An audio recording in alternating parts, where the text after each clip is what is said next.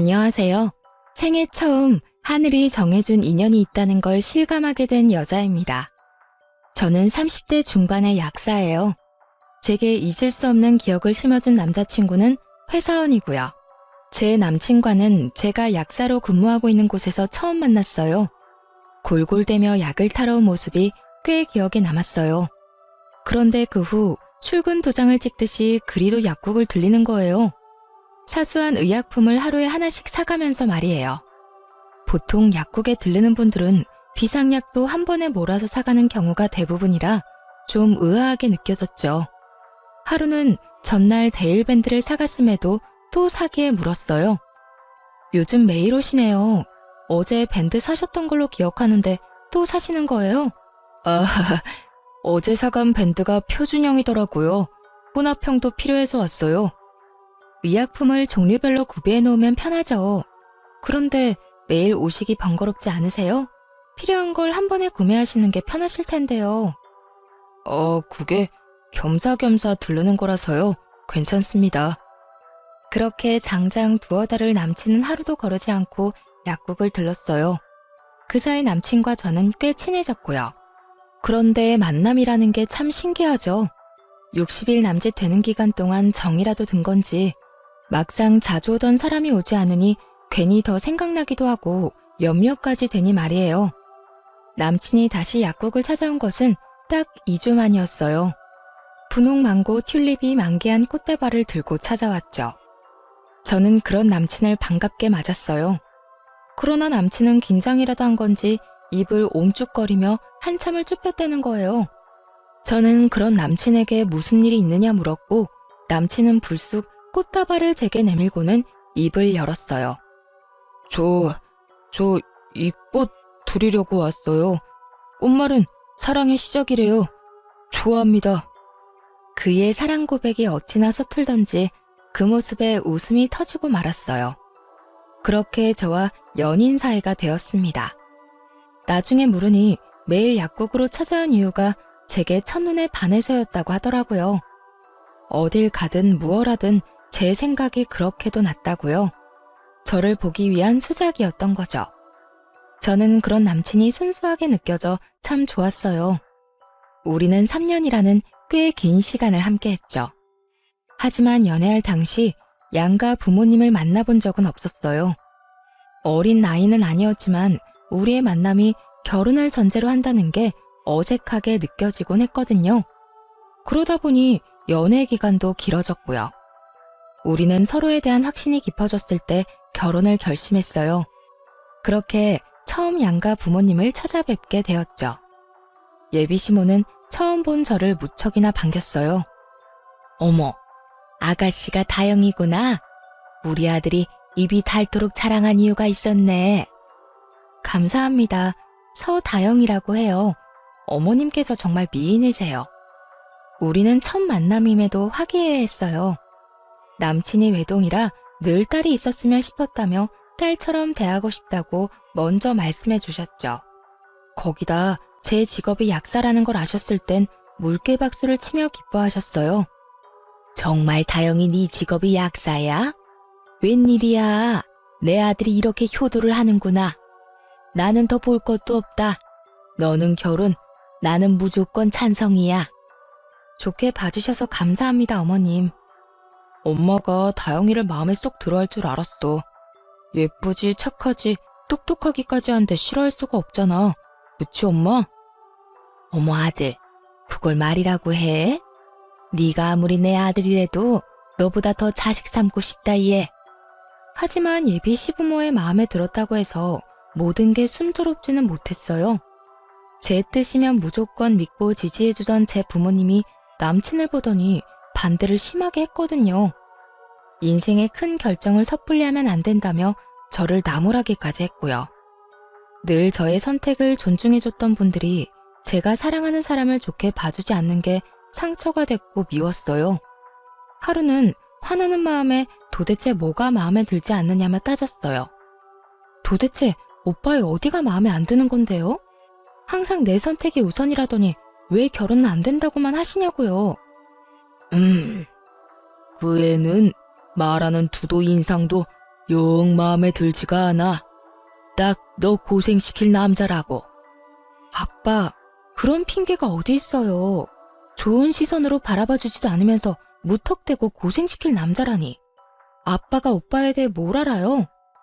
다영아, 엄마도 아빠와 같은 생각이야. 어떤 아이인지 잘은 모르지만 사람은 풍기는 분위기라는 게 있지 않니? 너와 그 아이는 맞지 않는 것 같아. 엄마까지 왜 이래요? 그냥 나 결혼시키기 싫어서 그러는 거 아니야? 타당한 이유도 없이 그냥 분위기 때문이라는 게 말이나 되냐고요. 그때 저는 콩깍지였던 건지 사람 볼 줄 몰랐던 건지 제 부모님의 말이 전혀 이해되지 않았어요. 아니, 이해하고 싶지 않았었죠.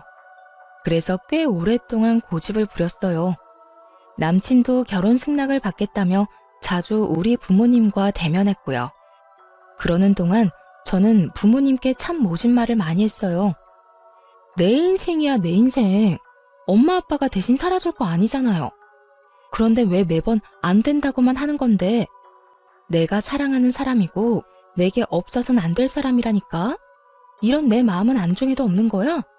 그게 자식을 위하는 부모가 맞는 거냐고. 도다용, 너 그게 무슨 말버릇이야? 이 세상에서 자식 위하지 않는 부모가 어딨니? 그렇게 모진 말까지 꼭 해야겠어? 그러니까 내가 행복하길 바라는 거면 제발 내 발목을 잡지 말아달라고요. 평생 그때 결혼하지 못한 걸 후회하고 반대했던 엄마 아빠를 원망하며 평생을 살길 바라는 건 아니잖아요. 그러니까 제발 허락해줘요, 응? 이렇게 제 목소리를 높일 때까지만 해도 제 선택은 늘 옳고 그렇기에 제 앞날은 탄탄대로일 줄 알았습니다. 그래서 반대하는 부모의 심중을 생각해보지 못했죠. 결국 부모님은 부모 자식 간의 관계가 어그러진 걸 더 두고 보지 못하고 마지못해 결혼 승낙을 해주었어요. 하지만 본격적으로 결혼 준비를 하면서부터 저를 고생시킬 남자라고 했던 그 말이 하나 둘 이해가 가기 시작했어요. 양가 부모님께 결혼 승낙을 받은 후부터 저는 예비 시모와 정말 가깝게 지냈어요. 정확히는 예비 시모가 이제 며느리나 다름없다며 딸이 있으면 하고 싶었던 로망을 저와 함께 하려고 했었죠. 일이 바빴던 날엔 예비 시모를 만나는 게 힘에 부치기도 했지만 결혼 전부터 이미 시댁에 예쁨 받고 있다는 게 좋았어요. 그러니 제 부모와 함께하는 시간보다 예비 시모와 함께하는 시간이 많아져 갔죠. 남친은 자신의 부모님과 잘 지내주는 제게 고마워했어요. 그러나 제 부모님은 딸이 시집을 가면 출가 외인이라는데 시집 가기도 전부터 그런 것 같다며 서운해하시더라고요. 그렇게 제 부모의 마음을 뒷전으로 한 채 시간은 빠르게도 흘렀어요. 본격적인 결혼 준비를 위해 상견례 날짜를 잡기 위해 예비시댁을 찾아갔고 예비 시모는 제 부모님에 대해 모르는 것이 너무 많다며 그제야 우리 부모님에 대해 물었어요. 네가 너무 마음에 들어 이제야 물어보네. 사돈댁 직업은 어떻게 되니? 무슨 일 하셔? 저희 부모님은 환경미화원이세요. 아, 환경미화원? 두 분 다 말이야? 예비 시모는 제 부모의 직업을 듣고는 적잖게 당황해서는 말까지 더듬으며 재차 확인하더군요. 제 부모 모두 같은 직종이라는 말을 듣고는 갑자기 바쁜 일이라도 생긴 것처럼 저를 급히 돌려보냈어요. 그리고 그 후부터 묘하게 예비 시모의 태도가 바뀌었죠. 전보다 연락도 뜸하고 만남도 갖지 않으려 했어요. 정확히는 저와 함께하는 시간을 불편해하는 듯 느껴졌죠. 하루는 제가 예비시댁에 들르게 되었어요. 평소라면 제가 찾아뵙는다고 하면 진수성찬을 차려주시던 예비 시모였는데 그날은 저더러 유명 초밥집에 가 포장을 해오라더군요. 그때까진 개의치 않았어요. 그런데 문제는 제가 집으로 돌아갈 때였어요. 저녁으로 먹고 나온 쓰레기며 다른 쓰레기까지 바리바리 챙겨 나오더니 불쑥 제게 내미는 겁니다. 예, 네가 좀 나가는 김에 좀 가지고 나가렴. 네가 먹은 거 네가 치우는 셈 치는 거니 불만 없지?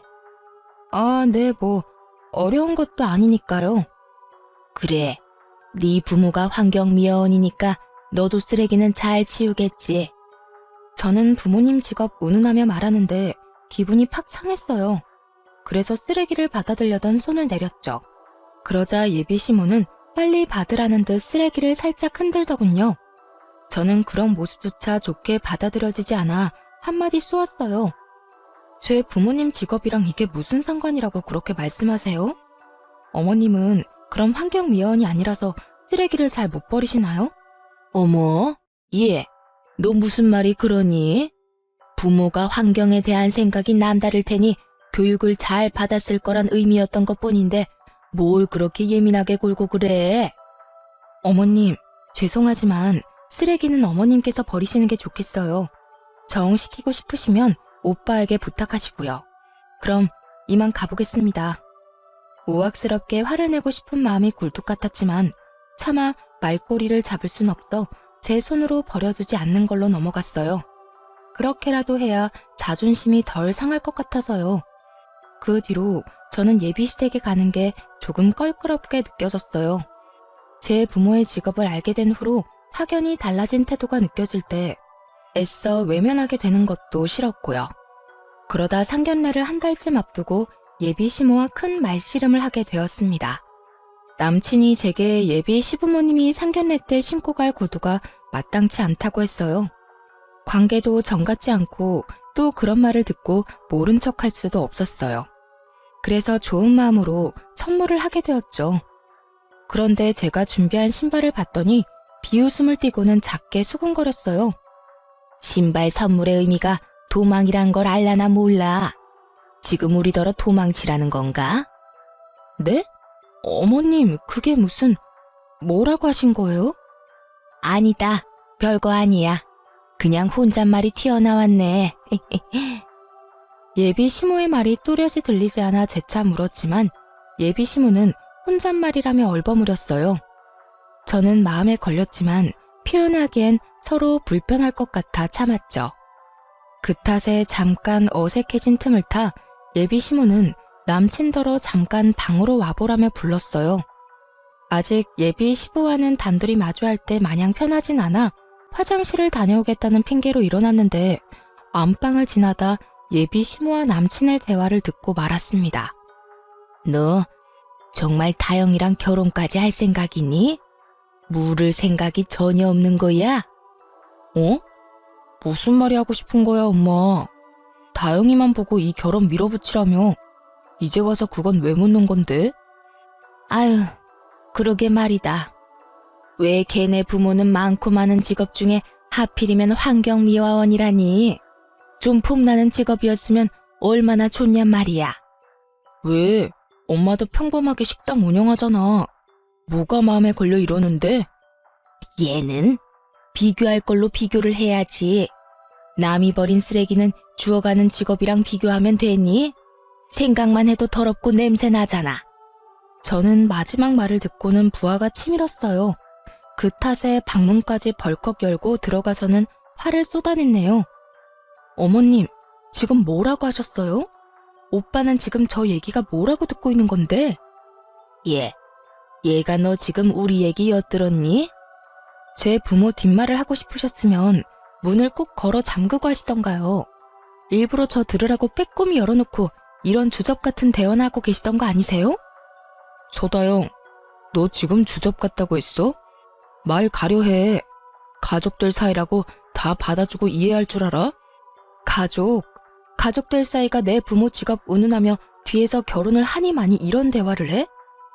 어머님, 제 부모님은 더럽고 냄새나는 일을 하시는 게 아니라 청결하게 관리해주는 일을 하시는 분들이세요. 아시겠어요? 야, 서다영, 너 정말? 내 이름 입에 담지도 마. 어머님, 그동안 눈치 없이 결혼 준비를 이어가 죄송하네요. 그냥 어머님 수순에 맞는 처가 다시 알아보세요. 내 결혼 때문에 내 부모가 모욕당하는 것이 너무도 속상해 치민 분노가 누그러지지 않았어요. 더 말씨름했다가는 일이라도 치를까봐 그 길로 예비시댁을 나왔네요. 그렇게 일주일을 꼬박 남친의 연락도 받아주지 않았어요. 집 앞으로 남친이 찾아왔을 때마저 만나주지 않았고요. 그런데 남친만 무시해서 될 게 아니었더군요. 제가 가진 약사라는 직업이 예비 시모에게는 놓치기 아까운 패였던 건지 예비 시모가 직접 나서서 저와 대면하겠다고 찾아왔어요. 그것도 제가 근무하고 있는 약국으로 말이죠. 약국이 그렇게 크지는 않네. 하긴 동네 병원 뒤치다거리나 하는 게 약국인데 커봤자지. 어머님께서 여기까진 무슨 일이세요? 뻔뻔하기는 정말 몰라 묻는 거니? 예비시모의 어투에서 한바탕 소란이겠구나 직감할 수 있었어요. 불행 중 다행인 건 약국의 주인이자 대표 약사인 사장님이 쉬는 날이라 밉보일 일은 덜했다는 거였죠. 거기다 갑자기 손님이 몰려 예비시모를 응대하지 못했어요. 그러다 보니 신경이 쓰여 절로 긴장이 되더라고요. 그런 제 속을 알리 없는 예비시모는 역시나 자신을 투명인간 취급이라도 한다고 느꼈는지 손님이 있음에도 아랑곳하지 않고 제게 말을 걸어댔어요. 내가 여기까지 온 것도 짜증나는데 왜 왔냐고 묻는 거 말고 나는 채도 안 해? 어머님, 죄송하지만 지금 손님이 계시니 저와 대화가 필요해 오신 거라면 조금 기다려주세요. 뭐야? 지금 나더러 기다리라고 했어? 넌 뭐가 우선인 줄도 모르니? 아니면 대놓고 날 무시하려고 작정을 한 거야? 너 그 난리를 치고 가더니 이제 눈에 뵈는 게 없냐? 예비시모는 내 말을 곡해하며 얼굴을 팍 구겼어요. 저는 터질 것 같은 감정을 누르며 손님의 약을 지어야 해 조제실로 들어가야 하니 기다려달라 부탁드린 거라고 차근히 설명한 뒤 카운터 자리를 잠시 비우게 되었어요. 그런데 예비시모는 그것조차 못마땅한지 어찌나 꿍얼꿍얼댔는지 몰라요. 예비시모 옆에 앉아있던 손님이 약을 타가실 때 오늘따라 유독 소란스럽다며 불편한 기색이 내비쳤어요. 저는 깊은 한숨을 애써 삼키며 약국까지 찾아온 이유에 대해 물었어요. 제게 하고 싶은 말씀이 뭔가요? 어떤 이야기를 하고 싶어서 여기까지 오신 건데요. 너야말로 그렇게 가버리고 나서 어떻게 내 아들을 그렇게도 모질게 무시를 해대니? 막말로 결혼을 전제로 한 만남은 어쩔 수 없는 거 아니야? 뭘 어쩔 수 없다는 거죠? 제 부모님 직업을 무시하는 거요? 상대편 부모의 직업을 살피고 고민해보는 건 너무도 당연한 수순일 뿐이야. 네가 정말 결혼하길 원한다면 나를 설득하려 했어야지. 그렇게 화를 내고 휘ڭ하니 가면 되겠니? 넌 네 부모가 그딴 식으로 행동하라고 가르치디? 제 부모님의 직업이 결혼에 큰 걸림돌인 것처럼 말하는 그날이 떠올라 다시 우라가 치밀었어요. 거기다 제 행실을 지적하며 제가 큰 잘못이라도 한 듯 저를 나무라는 게 기가 찼어요. 결국 저는 욱하는 마음에 손님 없는 틈을 타 목소리를 높였네요. 제 행실이 어떤 게 잘못됐다는 건지 전 모르겠네요. 자기 부모 흉을 보는 사람 앞에서 속 좋게 웃는 사람도 있나요? 반대로 제 부모님께서 어머님이 식당 운영하신 걸 그깟 동네 장사나 한다며 업신여기면 참으실 수 있겠어요? 동네 장사? 너 지금 말 다 했니? 버르장머리하고는 네 부모 직업 마냥 너도 그렇게 싼티 내고 다니는 애였니? 응?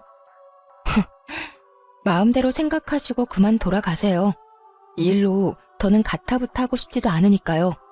야, 너 정말 내가 우습냐? 나 네 시험이 될 사람이야. 내 앞에서 굽신거려도 모자랄 판에 뭐라고? 언성을 높이며 노발대발하는 예비시모에게 돌아가라는 말을 마지막으로 아무 대꾸하지 않았어요. 더 상대하고 싶지 않았다는 말이 맞겠죠. 그런데 그 타이밍에 손님이 약국 안으로 들어왔고 예비시모는 뭐가 그리 분한지 손님에게까지 저를 이상한 사람으로 만들더군요. 내가 저 약사 시모 될 사람이에요. 그런데 이것이 나랑 내 아들 앞에서 며칠 전에 바락바락 소리를 지르고 문을 박차고 나가는 겁니다. 오죽하면 내가 이렇게 일하는 곳까지 찾아왔겠어요. 결혼하면 이 드센 것한테 나나 내 아들이 잡아먹히는 거 아닌가 싶다니까요. 저 요망한 것을 내가 품어줄래도 저렇게 나를 세우니. 아, 그러시구나. 그런 대화가 오갈 때 손님이 몰리기 시작했어요. 그리고 예비시모는 오는 손님마다 붙잡고는 저런 말도 안 되는 소리를 하며 제 험담까지 얹더군요. 결국 저는 참지 못하고 당장 돌아가라 등 떠밀었어요. 그러자 예비 시모는 내게 버럭 소리치며 성을 불었죠. 이것이 정말? 대화 좀 하자고 나를 무시하는 것도 모자라 어떻게 이리 매정하게 사람을 쫓아? 내가 너한테 이런 대우나 받자고 여기까지 찾아온 줄 알아? 아, 제가 일 끝나면 곧장 연락 드릴게요. 지금은 근무 중이니 사적으로 시간 낼 수 없으니까요. 저는 사적으로 시간을 빼 대우해 줄 수 없는 상황임을 차근히 설명하며 예비 시모를 진정시키려고 해보았어요. 하지만 예비 시모는 이미 기분이 상한 상태라 제 말을 들으려 하지 않았어요. 자신을 상대하고 싶지 않아 일 핑계를 댄다고 생각했죠. 네, 완전 틀린 생각은 아니었어요. 이를 그르치는 상황을 더 이어가고 싶지 않았으니까요. 예비 시모는 쉽게 진정되지 않았고 제가 말을 얹을수록 더 흥분해서는 제게 삿대질까지 하며 다시는 안 볼 사이처럼 제게 난리쳤어요. 그 바람에 약국에 들렀던 손님들은 다 나가버렸고요. 예비 시모는 카운터까지 들어와 저를 끌어내더니 제 가운을 잡아주고는 마구 흔들어댔어요.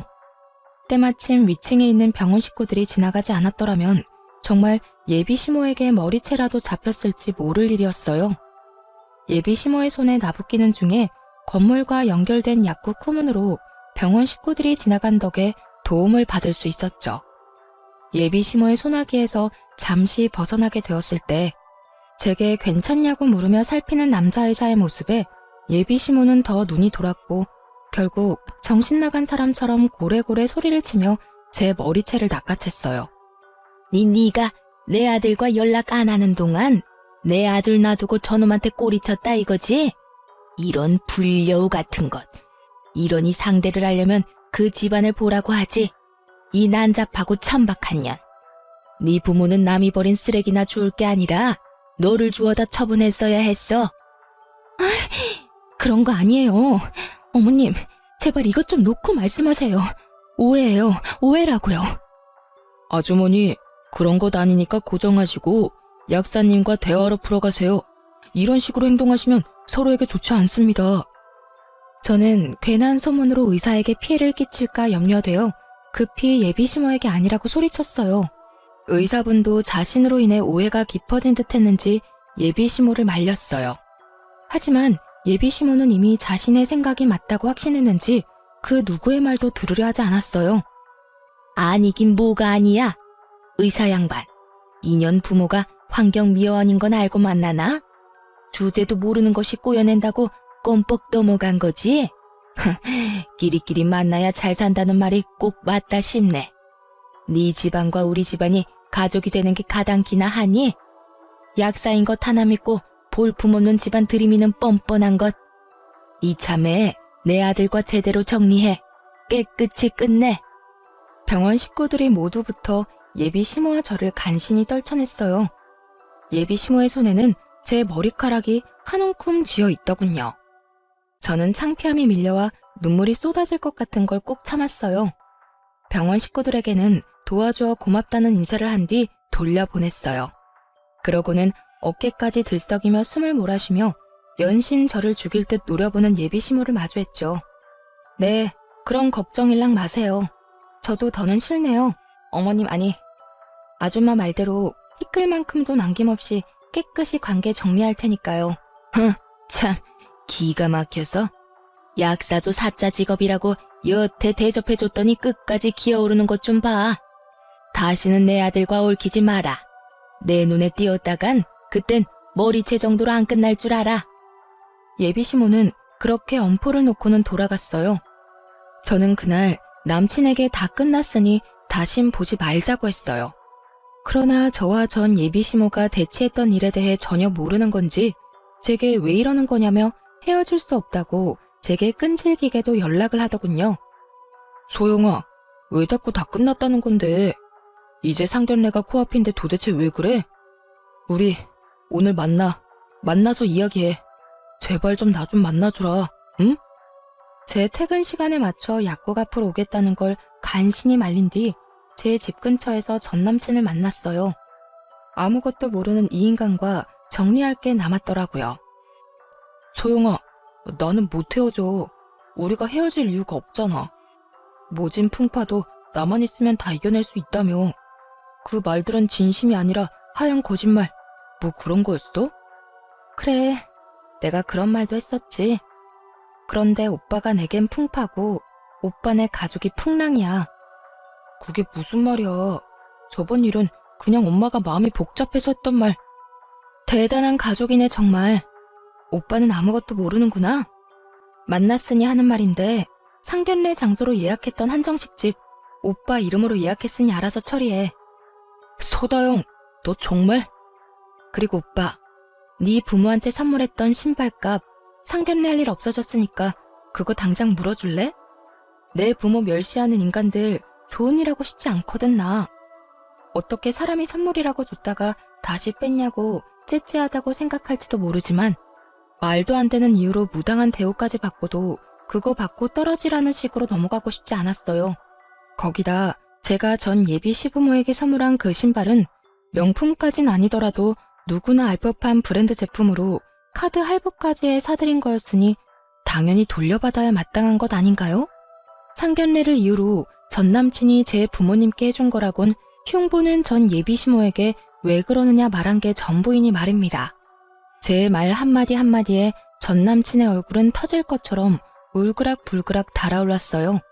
하지만 저는 그런 모습이 가짱게 느껴졌어요.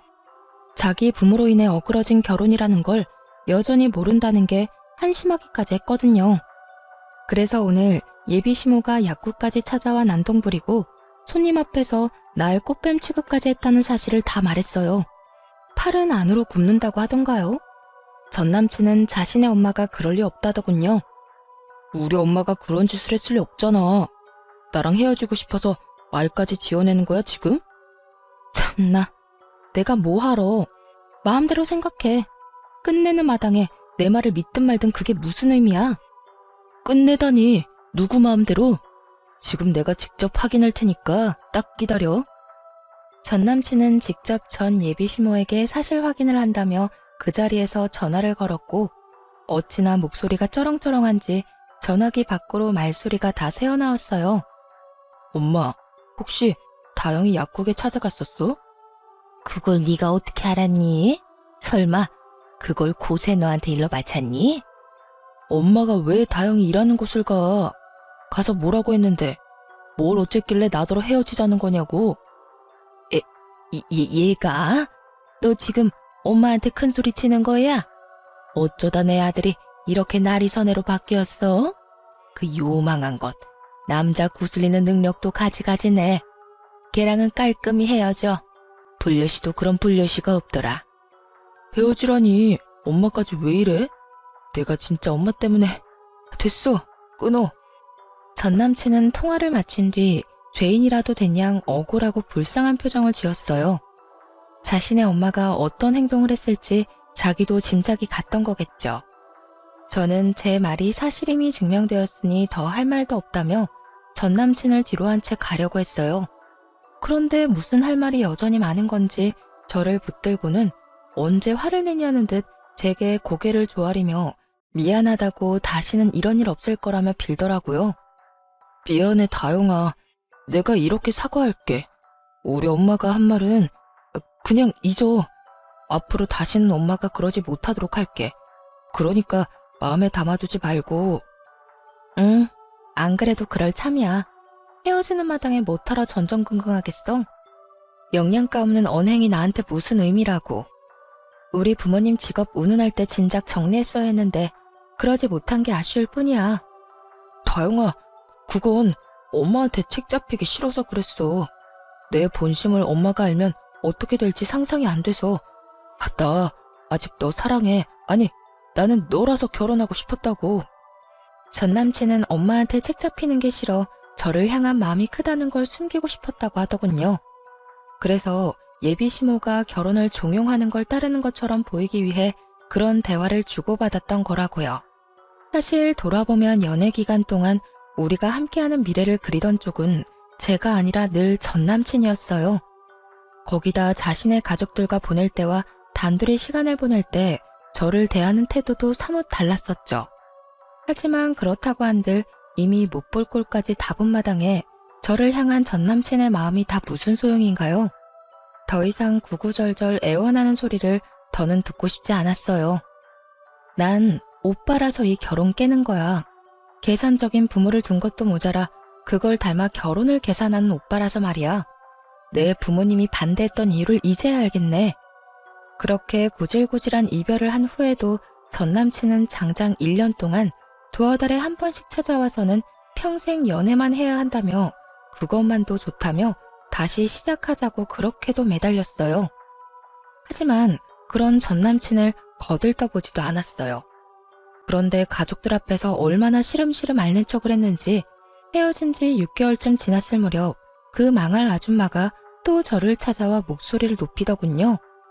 야, 너 내 아들을 어떻게 꼬셨길래 널 못 잊었다는 멍청한 소리나 하게 만들어? 그걸 왜 저한테 와서 물어요? 저도 아줌마 아들 때문에 골치 아프거든요. 못 찾아오게 단속이나 좀 잘해보던가. 뭐야? 이 요망한, 하필이면 볼품없는 부모를 둔 너와 연애하는 바람에 너 같은 것을 닮아버려서 이 모양 이 꼴이 난 거 아니야? 애초에 너랑 엮이지만 않았어도 이미 우리 수준에 맞는 며느리를 맞았을 텐데 이 독약 같은 것, 이 징글맞은 것. 한참을 제게 모욕해대는 전 예비 시모를 두고 저는 전 남친에게 곧장 문자 한 통을 남겼습니다. 쇼하는 게 너로는 모자라디? 좋은 말 할 때 네 엄마 내 앞에서 치워?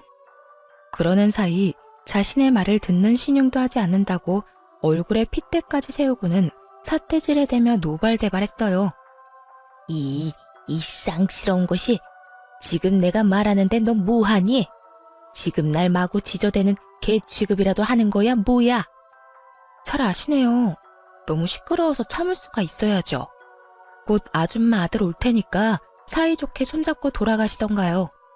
제 말이 끝나기 무섭게 아줌마의 전화벨이 울렸어요. 아니나 다를까 쏜살같이 전 남친이 연락을 한 것이었죠. 핸드폰에 뜬 화면을 보고는 아연실색해서는 저를 한번 노려보고는 황급히 자리를 뜨더라고요. 다행히 전 남친이 그 이후 제 눈에 띄는 일도 없어졌고요. 그렇게 우리의 진절머리 나는 인연이 끝났다고 여기며 살았어요. 얽히고 설켰던 그때가 다 꿈인 것처럼 느낄 정도로 평안하게 말입니다.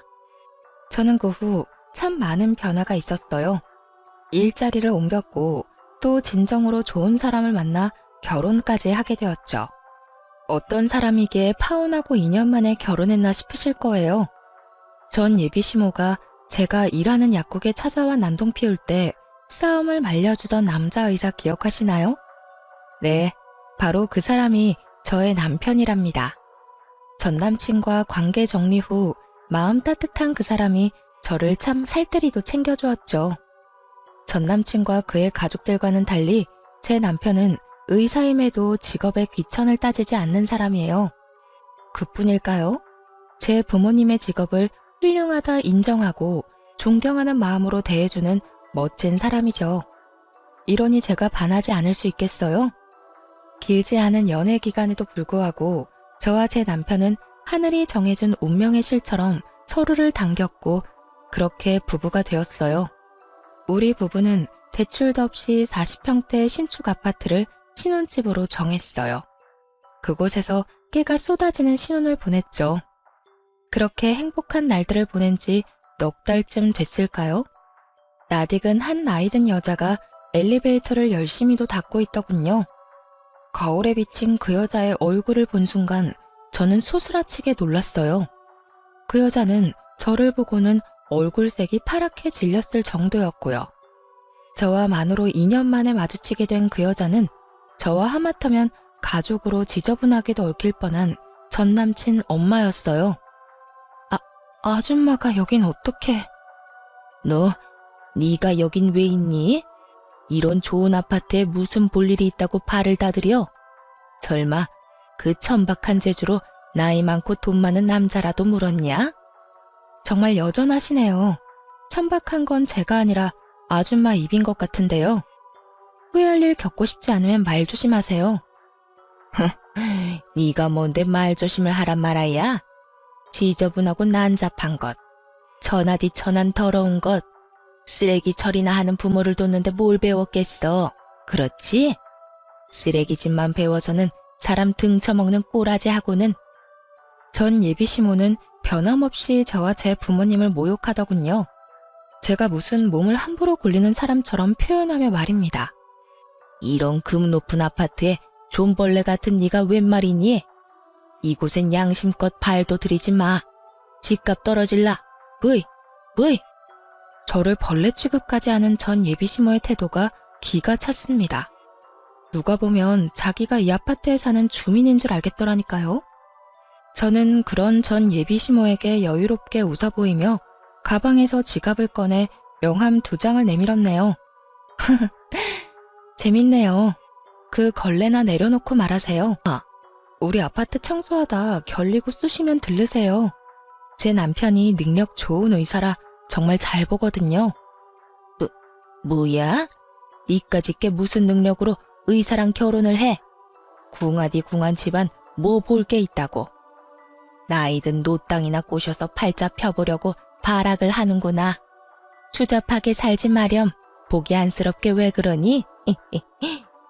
그 아줌마는 어떤 멀쩡한 의사가 저와 결혼하겠냐며 무슨 꿍꿍이가 있는 건 아닌지 잘 알아보라는 말까지 하며 무시란 무시는 다 하고 엘리베이터에서 내렸어요. 뭐가 그리 기분 좋은지 엉덩이까지 살랑살랑 흔들며 가더군요. 하지만 그렇게 말하고도 정말 제가 멀끔한 의사와 결혼이라도 한 건지 확인하고 싶었던 거 봐요. 며칠 뒤 정말 제 남편의 병원에 찾아온 겁니다. 결혼하면서 남편이 병원을 옮겼는데 그때 제가 남편의 병원 바로 옆으로 제 이름을 건 약국을 차리게 되었어요. 그렇기에 남편의 병원에 들른 사람들을 한눈에 볼 수 있었죠. 그런데 그 등장이 그렇게 유난스러울 줄은 꿈에도 몰랐네요. 많은 환자가 있는 것도 본체만치 하고는 무례하게 진료실의 문을 벌컥 열며 제 남편의 얼굴을 확인했어요. 그러더니 불그락 푸르락해진 얼굴을 해서는 제 약국으로 왔고 곧 저에게 죽일 것처럼 달려들며 행패를 부렸어요. 이 쳐 죽어도 시원찮을 거사. 언제부터야? 언제부터 뒤에서 호박씨 까며 내 아들과 저울질을 해댔던 거야? 저놈, 그때 그놈 맞지? 응? 어쩐지 널 보는 눈빛이 예사롭지 않더라니. 어머? 제가 무슨 저울질을 해요. 아니, 저울질할 것도 못 되는데 주제를 모르시네요. 이것이 그때 우릴 뜯어말린 그 의사놈인 거 누가 모를 줄 알아? 꼬리친 거 아니라고 그렇게 잡아떼더니 어디서 분수에 맞지도 않은 고고한 척은 해대며 사람을 농락해? 입은 삐뚤어져도 말은 바로 하세요. 분수에 맞지도 않은 아줌마들 만났다가 내 인생 종칠 뻔한 거잖아. 그리고 이 인연을 만들어준 건 다름 아닌 아줌마예요. 아줌마 덕에 내가 찌질한 당신 아들하고 파혼하고 내 분에 꼭 맞는 남자 만날 수 있었던 거거든. 너 지금 내 아들더러 뭐? 찌질? 야, 너 이제 눈에 뵈는 거 없다 이거야? 그런 말을 짓거리고도 내가 가만히 둘 줄 알아? 가만히 안 두면 어쩔 건데. 약이라도 사서 갈 거 아니면 그만 나가줄래요? CCTV에 당신이 하는 행동 전부 녹화 중이니까 더 깽판 쳐서 영업 방해로 신고당하는 게 목적이 아니라면 말이에요. 얼굴이 새빨개진 아줌마가 약사가 손님한테 협박이나 한다며 무서워서 못 오겠다고 쇼까지 해댔어요. 그러고는 제게 나직이 두고 보자는 말을 남기곤 돌아갔죠. 하지만 사람의 천성이 시간 좀 지났다고 변하나요? 퇴근 후 집에 돌아와 보니 집 현관이 엉망진창이 되어 있었어요. 구정물 범벅에 모욕적인 말들까지 적혀 있었어요. 저는 곧장 관리소로 가서 상황을 설명한 뒤 CCTV를 확인했습니다. 아니나 다를까 전 예비시모가 난장판을 쳐놓은 것이었어요. 제가 멀끔한 의사와 결혼한 것도 배가 아픈데 자신을 모욕하고 깔봤으니 얌전히 넘어갈 수 없었던 거죠. 평생 살면서 그런 못된 성정을 가진 사람이니까요. 그런데 참 기가 막히게도 다음날 출근길, 우리 집을 그 꼴로 만든 인간과 딱 마주친 겁니다. 무슨 억하심정이 있길래 그런 치졸한 짓까지 한 거죠? 치졸한 짓? 내가? 무슨 말인지 난 전혀 모르겠는데. 괜한 사람 붙잡고 시비 걸지 마렴. 마주치지 않게 좀 사라져주면 더 좋고 말이야. 아줌마가 사라져야지. 고작 그런 복수나 하자고 청소부로 일하는 거예요? 진짜 그 엄마의 그 아들이야. 그쵸? 야, 너 말 다 했어? 내가 무슨 집을 엉망으로 만들었다고 아침 대바람부터 이렇게 생사람을 잡아? 진짜 몰라 물어요? 이러고도 여기서 더 붙어 있을 수 있을 것 같아요? 어림도 없지. 저는 이 말을 뒤로 곧장 관리소에 전화를 걸었어요. 몇 번의 신호음 끝에 전화 연결이 되었고 저는 바로 스피커로 바꾸어 통화 내용을 보란 듯이 들려주었습니다. 어제 불편사항 접수한 703호입니다. CCTV로 확인한 그분 오늘 출근을 하셨네요. 저랑 딱 마주쳤는데 여긴 일 처리를 이따위로 합니까? 너무 죄송합니다. 근무 시작한 지 얼마 안 된 분이라 규율에 대해 조금 무지하셔서 잦은 실수가 있더라도 넘어가 주었던 게 화근이 된 것 같아요. 당장 조치 취하도록 하겠습니다. 다시 한번 너무 죄송합니다. 규율을 모르는 사람을 쓰는 게 말이나 됩니까? 저 이거 그냥 못 넘어가요. 제대로 배상하라고 전달해 주시고 다시는 볼 일 없도록 당장 잘라주세요. 아시겠어요? 전 예비시모는 그제야 자신의 처지를 알게 되었어요. 자신이 사는 입주민인 척 고개 쳐들고 저를 깔볼 땐 언제고 잘리는 것만은 막아달라며 애원하기 시작했죠. 날 자르라니 그게 무슨 소리야? 내가 뭘 그렇게 잘못했다고? 내가 너무 속상한 마음에 경솔하게 행동한 것 사과하마. 관리소에 다시 말 좀 잘해주면 안 되겠니? 다영아, 우리 예정이 있는데 이리 모질게 할 필요 없잖니? 제가 왜요? 예정 들먹일 정도로 각별한 적도 없잖아요. 그런 서운한 말이 어딨어. 가족으로 묶일 뻔한 사이잖아. 내가 운영하던 식당 망하고 남은 건 빚뿐이야. 여기만큼 페이가 좋은 곳도 없는데 잘리면 나는 버틸 재간이 없어. 사람 하나 살린다 생각하고 이번만 넘어가주면 안 될까? 그러게, 배포도 없으면서 왜 그러셨어요? 이미 저질러 놓은 걸 되돌릴 수 없잖아요? 당신이 코푼 휴지는 당신이 치워야지. 그동안 자신이 운영하던 식당 앞에 프랜차이즈가 들어와 망했다고 했어요. 그래서 그 빚을 갚는 것에 평생을 쏟아 닥치는 대로 일을 해야 하는 상황이었던 거죠. 하지만 그런 이유로 꼭 지켜야 할 자리였다면 심사숙고하고 행동으로 옮겨야 하는 거잖아요. 그 알량한 자존심은 어디로 갔는지 목구멍이 포도청이라며 제 바짓가랑이까지 붙들고 용서해달라고 끈질기게도 매달렸어요. 몇 날 며칠을 제 집 앞에 와서는 누가 시킨 것도 아닌데 현관문과 복도가 번쩍 빛이 날 정도로 쓸고 닦아댔어요. 그러면서 꼬박꼬박 사죄의 메모까지 남겼죠. 하지만 저는 그런 아줌마를 거들떠보지도 않았습니다. 그 후 절대 안 된다던 해고 통보를 받게 되었나 봐요. 그렇게 내쳐진 후에도 며칠을 제게 찾아와 애걸복걸을 했어요. 그러면 안 됐는데 내가 미련하게도 일을 저지르고 알게 되었단다. 다영아, 미안하다. 다시 일하게만 해주면 내가 뭐든 하마. 평생 감사하는 마음으로 살 테니 좀 도와주렴. 저더러 집안 수준 운운하며 싫다고 할 땐 언제고 이제와 그런 제게 아쉬운 소리를 하는 꼴이라니. 아줌마가 봐도 참 황당하지 않아요? 아줌마 사정이야 어떻게 됐든 그건 제 알 바 아니잖아요. 아들 자존심까지 어그러뜨리고 망신 주고 싶은 거 아니면 작작하세요. 아니면 당신이 나한테 해코지했던 증거 영상들 당신 가족들에게 폭로하는 건 물론이고 법정에서까지 마주하게 될 줄 알아요? 이렇게까지 모질게 하고 나서야 더는 절 찾아오지 않았어요. 자신이 망한 것만으로도 가족들에게 짐이 되었는데 더 큰 짐을 안겨줄 수는 없었던 거죠. 그 후로 한참 후에 집으로 우편이 하나 왔어요. 그 우편에는 자신이 잃은 일자리에 대해 손해배상 청구를 하고 싶었지만 예정을 생각해 봐주겠다는 내용이 담겨 있었어요. 네, 그렇게 봐달라며 빌던 게 진심이 아니었던 거예요. 끝까지 그 알량하고 볼품없는 자존심을 지키고 싶었던 듯해요. 저는 그 우편을 사정없이 찢은 후 쓰레기통에 버렸네요. 운명이라는 게 그리고 인연이라는 게 참 신기해요. 이어질 사람은 우연으로라도 만남을 이어가게 되고 어그러질 관계는 어떻게 얽혀도 모진 끝을 맞이하게 되니 말입니다.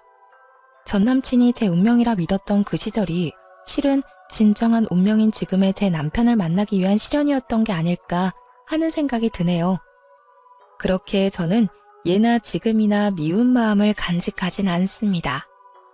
다만 저를 미워하는 그 사람들이 마음을 비우고 자신의 인생에 집중하여 잘 살길 바랄 뿐이에요. 누군가를 미워하며 살다 가기엔 삶이 너무 가엾잖아요. 참, 환경미화원이신 제 부모님은 여전히 자부심을 가지고 일하고 계셔요. 제 남편은 그런 부모님의 건강을 살뜰히도 챙기고요.